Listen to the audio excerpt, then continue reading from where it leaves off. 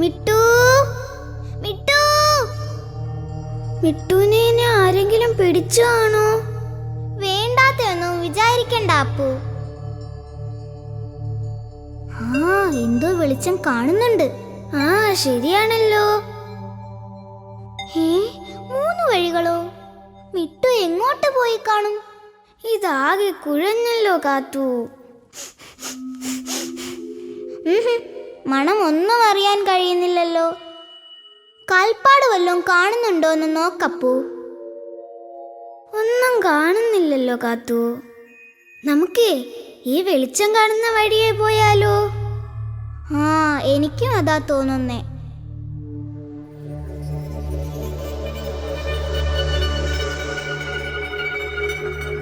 അയ്യോ കാത്തു, ഇതെന്താ? എനിക്ക് പേടിയാവുന്നു. എനിക്കും. നമുക്ക് മുന്നോട്ട് പോണോ അപ്പു? അയ്യോ അമ്മേ, അപ്പു തറയിൽ കിടന്നോ?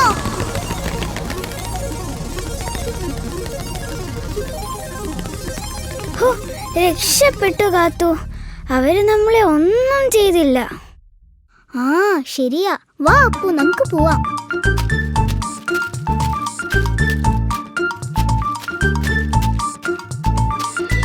അയ്യോ അപ്പു നോക്ക്, ആ പരുന്ത്. അയ്യോ അപ്പു, നമുക്ക് ആ ഗുഹയിലേക്ക് തന്നെ തിരിച്ചു പോകാം. ആഹാ, അപ്പൊ നിങ്ങൾ ഈ ഗുഹയ്ക്കകത്തായിരുന്നല്ലേ? അപ്പു ഇനി തിരിഞ്ഞോട് വേഗം.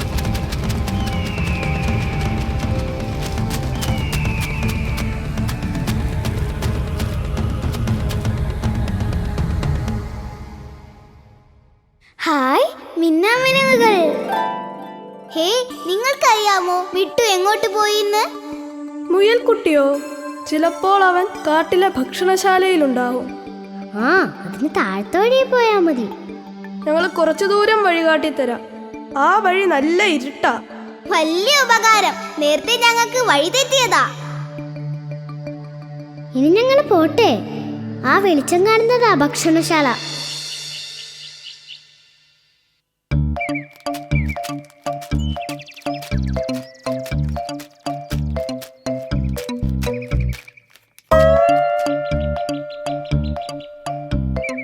എനിക്ക് വിശക്കുന്നപ്പൂ.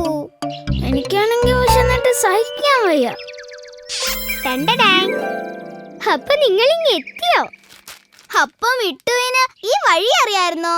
പിന്നെ അല്ലാതെ, ഇത് ഇവിടേക്കുള്ള വഴി തന്നെയാ. ഞാൻ നിങ്ങളെ കൂട്ടാൻ തിരിച്ചു വന്ന് മാളത്തിന് പുറത്തിറങ്ങാൻ നോക്കി. അപ്പൊ വീണ്ടും ചെമ്പനെ ഞങ്ങൾ ഓടിച്ചു. ചെമ്പൻ ജീവനും കൊണ്ട് ഓടിയില്ലേ? അതെങ്ങനെ? നിങ്ങളെ സമ്മതിക്കണം. വാ, നിങ്ങൾക്ക് എന്റെ അച്ഛനും അമ്മയും കാണണ്ടേ? അച്ഛാ, അമ്മേ, ഇതാണ് ഞാൻ പറഞ്ഞ കൂട്ടുകാർ, കാത്തും അപ്പും. അവർ ചെമ്പനെ ഓടിച്ചോന്ന്. അത് കൊള്ളാലോ. ആഹാ, മിടുക്കന്മാർ. നിങ്ങൾക്ക് വിശക്കുന്നുണ്ടോ? എന്നാലേ ഇവർക്കിഷ്ടമുള്ളതൊക്കെ വാങ്ങിക്കൊടുക്കുമിട്ടു. നിങ്ങളുടെ അച്ഛനും അമ്മയും ഒക്കെ ഇപ്പൊ തിരക്കുന്നുണ്ടാവുമല്ലോ. എപ്പോഴാ ഇനി വീട്ടിലേക്ക് പോകുന്നേ? പോണം, പക്ഷെ ഞങ്ങൾക്ക് വഴി അറിയില്ല. വഴി അറിയുന്ന ആരെങ്കിലും ഇവിടെ ഉണ്ടാവോ? അത് ശരിയാ. ഞാനൊന്ന് നോക്കട്ടെ.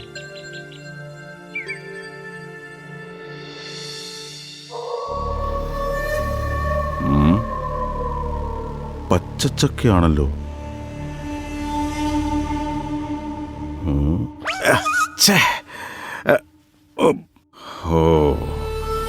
അപ്പൊ ഈ ചക്ക അവന്മാർ എന്റെ ദേഹത്ത് മുറിച്ചിട്ടതാണല്ലേ.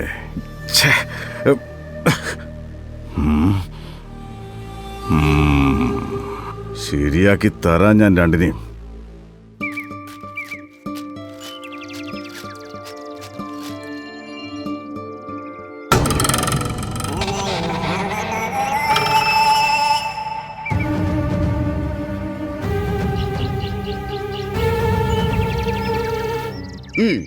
ഒട്ടും സമയം കളയാനില്ല. ജിണ്ടനാണെങ്കിൽ ക്ഷമ തീരെയില്ല, അറിയാലോ. ജിണ്ടനുള്ളത് കൊടുത്തിട്ട് പോടേ.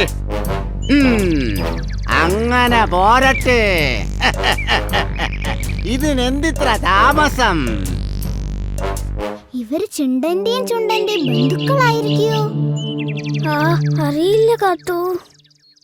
അല്ല, വലിപ്പം ഉണ്ടെങ്കിലും ഇവർ എലികള് തന്നെയല്ലേ. നമ്മൾ എന്തിനാ പേടിക്കുന്നേ? പക്ഷെ കണ്ടിട്ട് പേടിയാവുന്നു.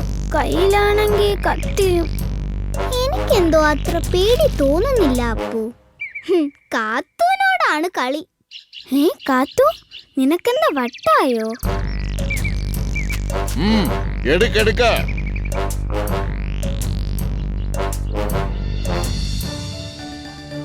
പ്രതിസന്ധികളിൽ ഒരിക്കലും തളരരുത്. ശത്രുവിനെ ഒരിക്കലും ഭയക്കരുത്.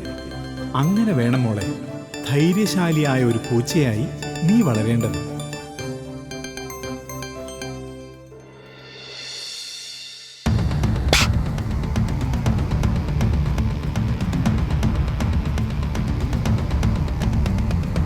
ആരടാ നീ? അത്രയ്ക്കായോടാ? നിനക്ക് വേണ്ടതാ ചുണ്ടൻ നേരിട്ട് തരും. തന്നിരിക്കും.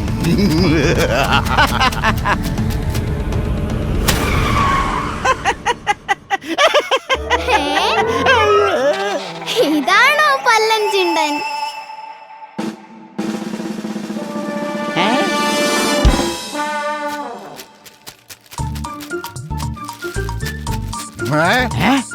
അയ്യോ, ഇനി രക്ഷയില്ല.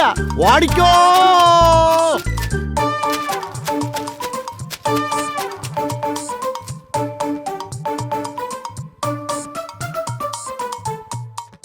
കാത്തു, കാത്തു.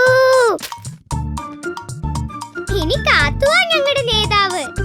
ഞങ്ങക്ക് പണ്ടേ കാത്തു തന്നെയാ നേതാവ്.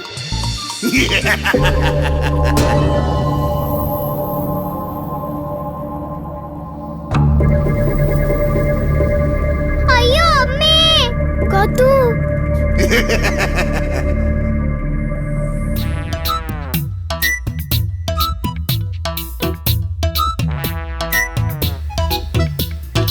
ആന വരുന്നേ, ആന വരുന്നേ,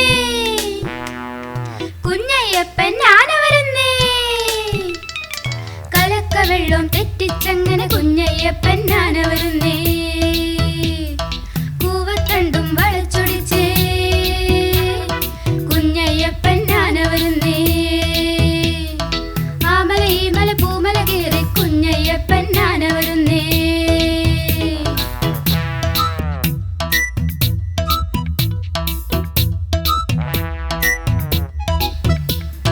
തൂണിനൊത്തൊരു കാലം വെച്ച് കൊച്ചുമുറം പോൽ ചെവികളുമാട്ടി കുഞ്ഞയ്യപ്പൻ ആന വരുന്നേ. കുഞ്ഞയ്യപ്പൻ ആന വരുന്നേ, ആന വരുന്നേ, ആന വരുന്നേ. കുഞ്ഞയ്യപ്പൻ ആന വരുന്നേ. ആന വരുന്നേ, ആന വരുന്നേ. കുഞ്ഞയ്യപ്പൻ ആന വരുന്നേ.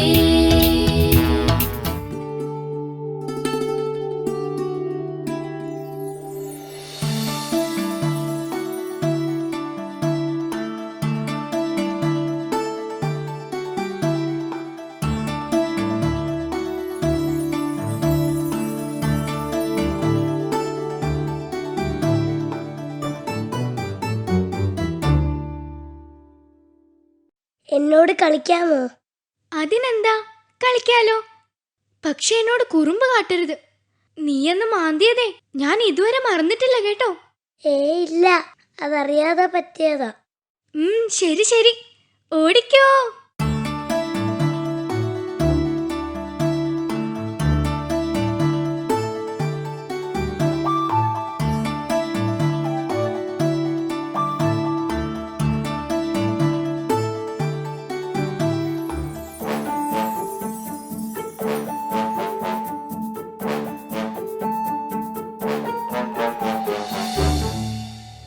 ചങ്ങാതി,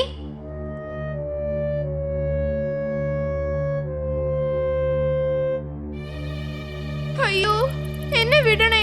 ഞാനൊരു പാവമാണേ. നീ ആ പാവം ജീവിയെ വിട്. ഇല്ല, എന്നെ രക്ഷിക്കണേ. അയ്യോ, അതിനെ വിടാനാ പറഞ്ഞത്. ഇല്ല ഇല്ല ഇല്ല.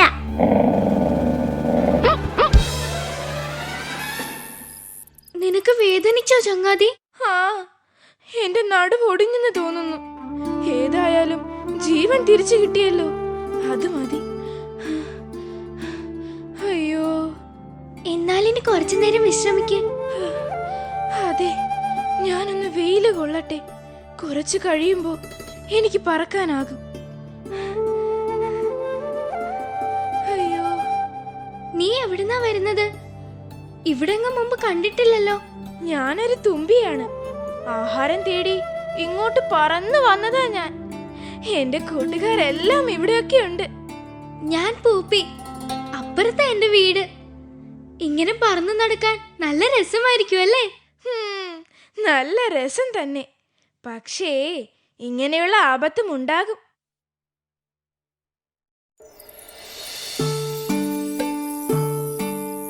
നന്ദി പൂപ്പി, നമുക്കിനിയും കാണാം. ശരി, കാണാം. എവിടെയാ കുറുമ്പൻ പൂച്ചക്കുട്ടി?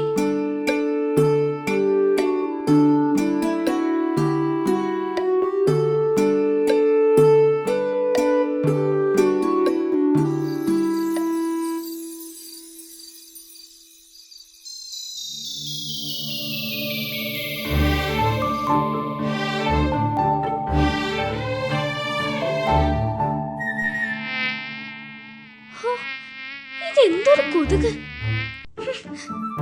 ശ്ശോ.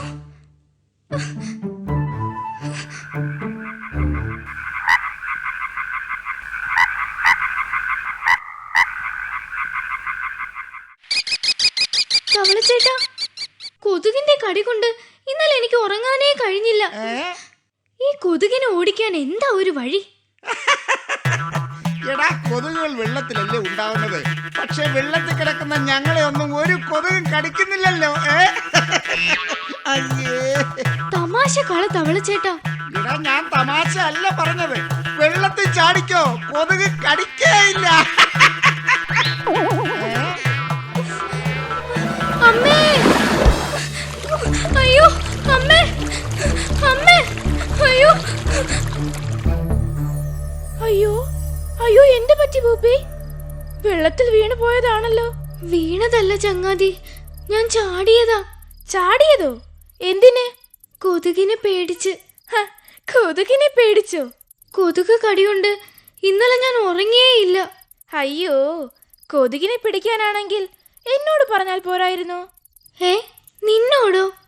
ഞങ്ങൾ തുമ്പികൾ പറക്കുന്ന ചെറിയ പ്രാണികളെ തിന്നാണ് ജീവിക്കുന്നത്. മിക്കവാറും കൊതുകുകൾ തന്നെയാവും ഭക്ഷണം. ആണോ? എനിക്കറിയില്ലായിരുന്നു. പൂപ്പി, ഞങ്ങൾ വെള്ളത്തിലാണ് മുട്ടയിടുന്നത്. മുട്ടകൾ വിരിഞ്ഞ് ലാർവകളാകും. ഈ ലാർവകളെല്ലാം വലിയ തുമ്പികളാകും വരെ വെള്ളത്തിൽ തന്നെയാ താമസം. അപ്പോഴൊക്കെ കൊതുകുകളുടെ ലാർവകളെ തന്നെയാ ഞങ്ങൾ കൂടുതലും തിന്നാറ്. അപ്പൊ നിങ്ങൾക്ക് എന്നെ സഹായിക്കാൻ പറ്റുമോ? തീർച്ചയായും. പൂപ്പി വീട്ടിലേക്ക് പൊയ്ക്കോളൂ. ഞാൻ എൻ്റെ കൂട്ടുകാരെയും കൂട്ടി ഉടനെ എത്തിയേക്കാം. ശരി ശരി, വന്നേക്കണേ.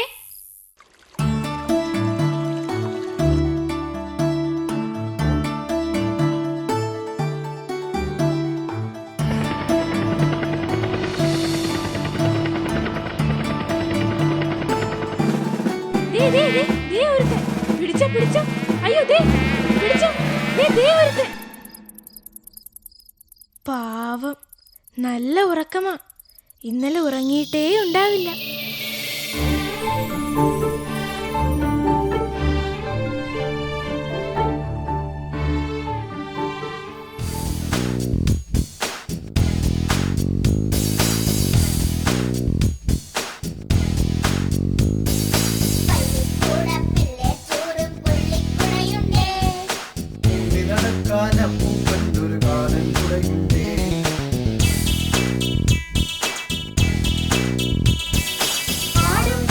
പണിയാളുകൾ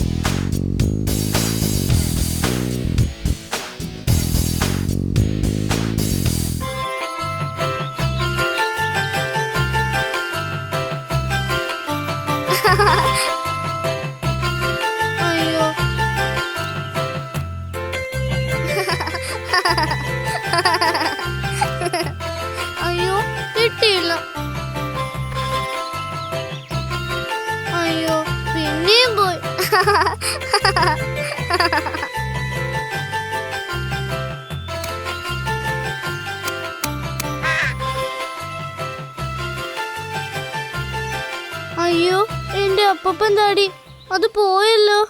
പൂപ്പിക്കുട്ട, അത് കാറ്റത്ത് പറന്നു പോകുന്ന ഒരു വിത്താണ്. അതിനെ പിടിക്കാൻ നിനക്ക് പറ്റില്ല. അത് പോകട്ടെ. കാറ്റുള്ളപ്പോഴല്ലേ അതിന് പോകാൻ പറ്റൂ. വിത്തോ? എന്താണത്? പൂപ്പിക്കുട്ട, വിത്ത് മുളച്ചാണ് ചെടികൾ ഉണ്ടാകുന്നത്. ചെടികൾ വളർന്ന് വലിയ മരങ്ങളാകും. അപ്പോ അപ്പപ്പൻ താടി വിത്താണോ? അതെ, കാറ്റത്ത് പറന്നു പോകുന്ന വിത്ത്. ആണോ? നീ വിഷമിക്കേണ്ട. ഞാൻ നിനക്ക് പറന്നു പോകാത്തൊരു വിത്ത് തരാം. ഒരു മാങ്ങാണ്ടി. ഈ മാവിന്റെ വിത്താണത്. ഹായ്, ഇത് തട്ടിക്കളിക്കാൻ കൊള്ളാം.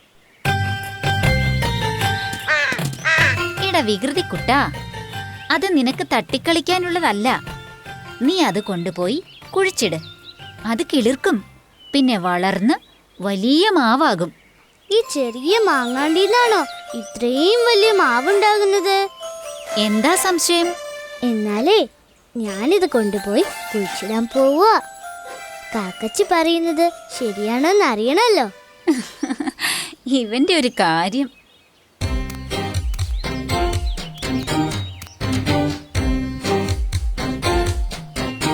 ഇവിടെ നട്ടാലോ? അല്ലെങ്കിൽ വേണ്ട, ഇവിടെ നടാം.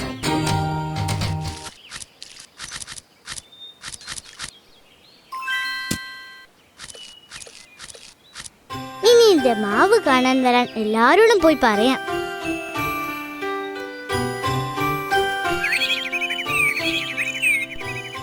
ചെങ്ങാതിമാരെ, ഞാനൊരു മാവ് നട്ടു. മാവോ?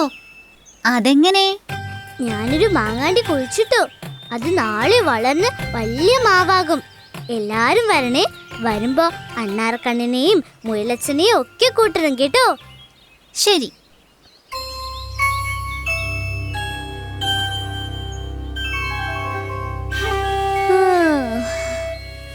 അയ്യോ, നേരം വെളുത്തു. എന്റെ മാവ്.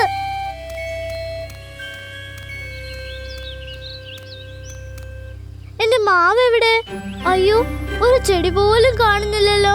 ഇനി എന്റെ കൂട്ടുകാരോട് എന്തു പറയും? നാണക്കേടായി. കാക്കച്ചി പറ്റിച്ചതാ.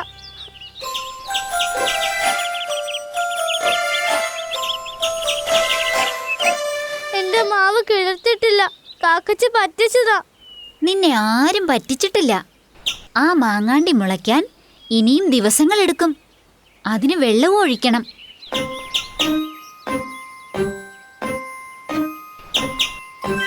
അണ്ണാറക്കണ്ണനും തന്നാലായത്. ആ പിന്നെ കുറച്ച് ദിവസങ്ങൾ കഴിഞ്ഞ് ഞങ്ങൾ വരാം.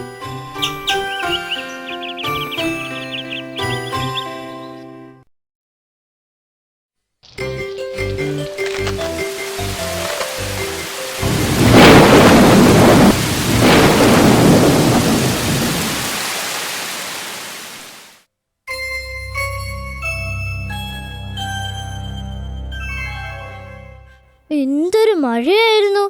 2 ദിവസമായി ഞാൻ വെളിയിലേക്ക് ഇറങ്ങിയിട്ട്. എൻ്റെ മാവ് എന്തായാലും മുളച്ചു കാണും.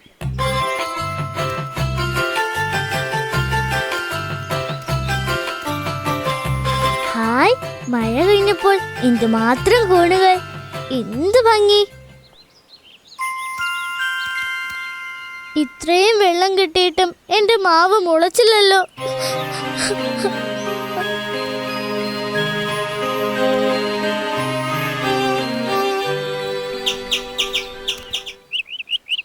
പൂപ്പിക്കുട്ടനെ കണ്ടിട്ട് കുറച്ചു നാളായല്ലോ. നമുക്ക് പോയെന്ന് നോക്കിയാലോ? അവന്റെ മാവ് മുളച്ചോന്നറിയാലോ.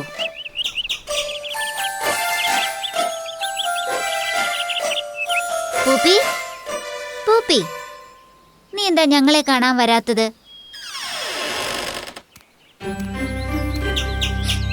എന്നോട് ആരും മിണ്ടണ്ട. എല്ലാരും എന്നെ പറ്റിച്ചു. എന്റെ മാവ് മുളച്ചില്ലല്ലോ. അത്രേ ഉള്ളോ കാര്യം? സാരമില്ല, വഴിയുണ്ടാക്കാം. പക്ഷേ ഞങ്ങൾ നിനക്ക് ഒരു സമ്മാനവുമായാ വന്നത്. സമ്മാനമോ? എനിക്കോ? ആ അതെ, നീങ്ങ് വാ, ഇങ്ങ് വന്നേ. ഇനി ഇനി നിന്റെ കണ്ണടയ്ക്കൂ, എന്നിട്ട് ഞങ്ങളോടൊപ്പം വരൂ. എന്താ നിങ്ങളുടെ സമ്മാനം? അത് കാണാനുള്ളതാ, പറഞ്ഞാൽ അതിന്റെ രസം പോയി. പൂപ്പിക്കുട്ടാ, ഇനി കണ്ണു തുറന്നോളൂ. ഹായ്, എന്റെ മാവ് മുളച്ചേ, എന്റെ മാവ് മുളച്ചേ. ഹായ്. ഇനി മാവ് വലുതാവുമ്പോൾ എല്ലാവർക്കും മാമ്പഴം തിന്നാലോ. അതൊന്ന് വലുതായിക്കോട്ടെ, നീ ഒന്ന് ക്ഷമിക്കേ.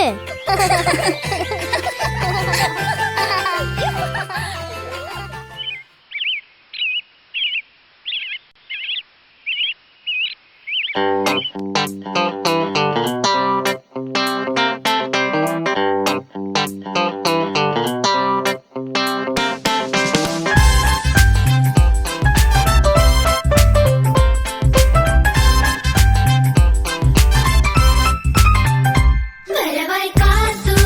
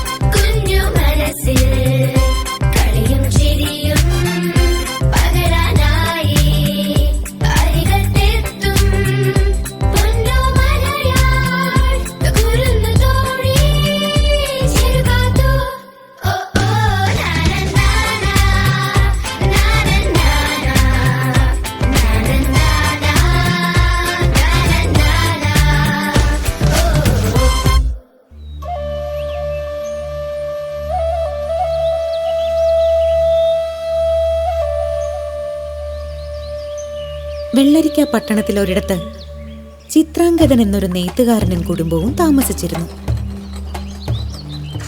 വളരെ കഷ്ടപ്പെട്ട് ജോലി ചെയ്താലും അതിൽ നിന്നും കിട്ടുന്നത് കൊണ്ട് അന്നുള്ള കാര്യങ്ങൾക്ക് തന്നെ അവർക്ക് തികയില്ലായിരുന്നു. വേനലിലും ക്ഷാമത്തിലും ജനങ്ങൾ വല്ലാതെ പൊറുതിമുട്ടി. എന്നാൽ രാജ്യം ഭരിച്ചിരുന്ന ആഡംബരപ്രിയനും ധൂർത്തനുമായ ശുംഭക മഹാരാജാവാകട്ടെ പ്രജകളുടെ ക്ഷേമമൊന്നും ശ്രദ്ധിച്ചില്ല. മാത്രമല്ല, തന്റെ ആർഭാടങ്ങളിൽ ഒരു കുറവും വരുത്തിയതുമില്ല. ഒരു ദിവസം രാജാവ് ഒരു വിളംബരം നടത്തി. ലോകത്തിലെ ഏറ്റവും മനോഹരമായ പട്ടുവസ്ത്രം നെയ്തു തരുന്നയാൾക്ക് 1000 സ്വർണ്ണ നാണയങ്ങൾ സമ്മാനമായി നൽകും. പേരും പ്രശസ്തിയും സമ്പത്തും ഒക്കെ മോഹിച്ച് ധാരാളം നെയ്ത്തുകാർ ആ രാജ്യത്തെത്തി. പക്ഷേ ആർക്കും രാജാവിനെ തൃപ്തിപ്പെടുത്താൻ കഴിഞ്ഞില്ല. നെയ്ത്തിൽ മിടുക്കനായിരുന്നെങ്കിലും ഈ വെല്ലുവിളി ഏറ്റെടുക്കാനുള്ള ധൈര്യമൊന്നും ചിത്രാംഗതനില്ലായിരുന്നു.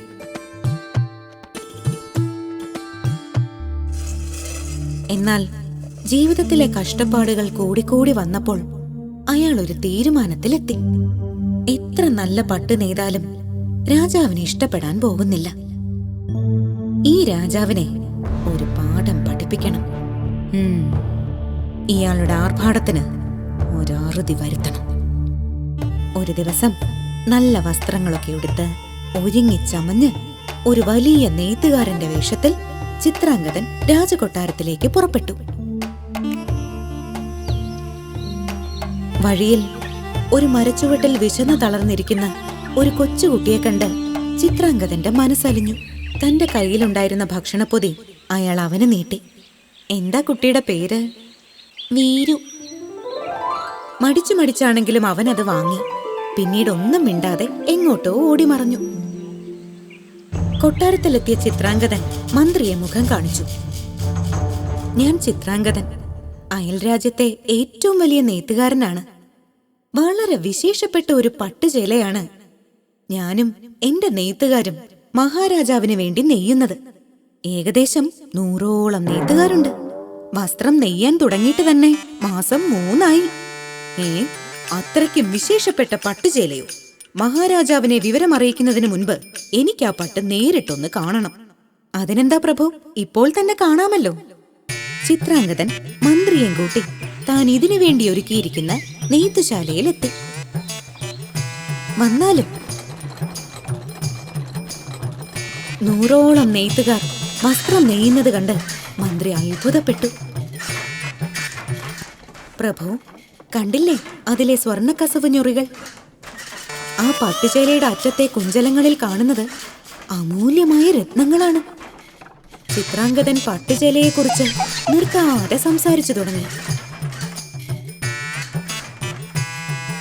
ഈ പട്ടുചേലയുടെ ഏറ്റവും വലിയ പ്രത്യേകത ഇതിലെ കസവോ രത്നങ്ങളോ ഒന്നുമല്ല. ബുദ്ധിയുള്ളവർക്ക് മാത്രമേ ഈ പട്ടുചേല കാണാൻ പറ്റൂ. ബുദ്ധിയില്ലാത്തവരുടെ കാഴ്ചയിൽ നിന്നും ഇത് മറഞ്ഞിരിക്കും. ചിത്രാംഗത, ഇതിലെ രത്നങ്ങളുടെ പ്രഭ കണ്ട് എന്റെ കണ്ണ് മഞ്ഞളിക്കുന്നു. നിങ്ങൾക്ക് 1000 10,000 സ്വർണ്ണ നാണയങ്ങൾ തരാൻ നാം മഹാരാജാവിനോട് പറയും. ഇത്രയും വിശേഷപ്പെട്ട ചേലയോ? അതേ പ്രഭു. മാത്രമല്ല, ബുദ്ധിയുള്ളവർക്കേ അത് കാണാനും പറ്റൂ. അതേതായാലും നന്നായി. നമ്മുടെ രാജ്യത്ത് എത്ര ബുദ്ധിമാന്മാരുണ്ടെന്ന് ചേലയുടുത്താൽ അറിയാൻ കഴിയുമല്ലോ. ഏതായാലും ചേല മുഴുവനായി പോയി കാണാമല്ലേ? അങ്ങയുടെ ഇഷ്ടം പോലെ. പക്ഷേ പട്ടുചേലയെ കുറിച്ച് ഓർത്ത് രാജാവിന് ഇരു കുറയ്ക്കാൻ വയ്യാതെയായി. പരിവാരങ്ങളെയും കൂട്ടി രാജാവ് പട്ടുചേല നെയ്യുന്നത് കാണാൻ നേരിട്ടെത്തി. പട്ടുചേല എവിടെ? രാജാവ് സൂക്ഷിച്ചു നോക്കി. എന്തോ ഒരു പന്തികേട്. മഹാരാജൻ സ്വർണ്ണക്കസവ് നൂലുകൾ നോക്കുകയാകും. അതെ, തീരെ നേർത്തതായി പോയോന്നൊരു സംശയം. പക്ഷെ രത്നങ്ങൾ കേമമായിരിക്കുന്നു. രാജാവ് മന്ത്രിയെ കടത്തിവെട്ടി. ഏതായാലും ഒരു നല്ല ദിവസം തന്നെ തിരുമേനി ഇത് ഉടുക്കണം. എന്നാൽ നമ്മുടെ പിറന്നാളിന് തന്നെ ആയിക്കോട്ടെ. രാജവീഥിയിലൂടെ ഒരു ഘോഷയാത്രയും ആകാം. എന്താ? അങ്ങനെ രാജാവിന്റെ പിറന്നാൾ ദിനമായി. ചിത്രാംഗദനും നെയ്ത്തുകാരും മണിക്കൂറുകളെടുത്ത് രാജാവിനെ പട്ടുചേല ഉടുപ്പിച്ചു. മന്ത്രിയും പരിവാരങ്ങളും സ്തുതിപാഠകരും രാജാവിന്റെ പുതുവസ്ത്രത്തെ വാഴ്ത്തിപ്പാടി. പ്രശംസയിൽ മതിമറന്ന രാജാവ് ചിത്രാംഗദന് സമ്മാനമായി 10,000 സ്വർണ്ണ നാണയങ്ങളും നൽകി.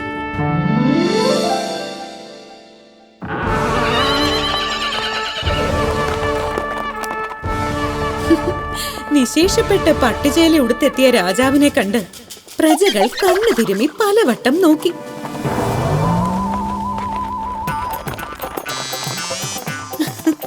പക്ഷെ ബുദ്ധിയില്ലെന്ന് സമ്മതിക്കാൻ ആരും തയ്യാറായില്ല. രാജാവിന്റെ പട്ടുചേലയെ അവർ വാനോളം പുകഴ്ത്തി. അങ്ങനെ പ്രശംസകൾ ഏറ്റുവാങ്ങി ഘോഷയാത്ര നീങ്ങിയപ്പോൾ ഒരു കൊച്ചുകുട്ടി വിളിച്ചു കൂവി, രാജാവ് തുണി ഉടുത്തിട്ടില്ലേ? ജനങ്ങൾ അമ്പരന്നു. ആ കൊച്ചുകുട്ടി മറ്റാരുമല്ല, വീരുവായിരുന്നു. രാജാവ് തുണി ഉടുത്തിട്ടില്ലേ? വീരു വീണ്ടും വിളിച്ചു കൂവി. ജനങ്ങൾ അടക്കം പറഞ്ഞു, രാജാവ് തുണി ഉടുത്തിട്ടില്ല. രാജാവ് നഗ്നനാണ്. രാജാവ് തുണി ഉടുത്തിട്ടില്ലേ? ജനങ്ങൾ ഏറ്റുവിളിച്ചു.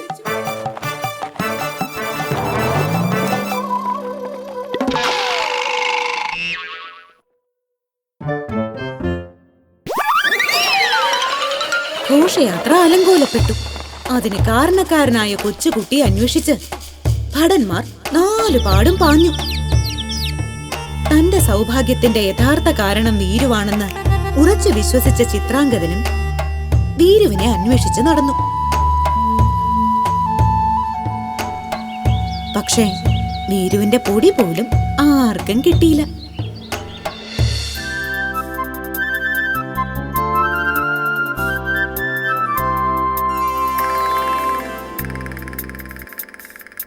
കല്ലും വീട്ടിലെ ഞണ്ടേ ഞണ്ടേ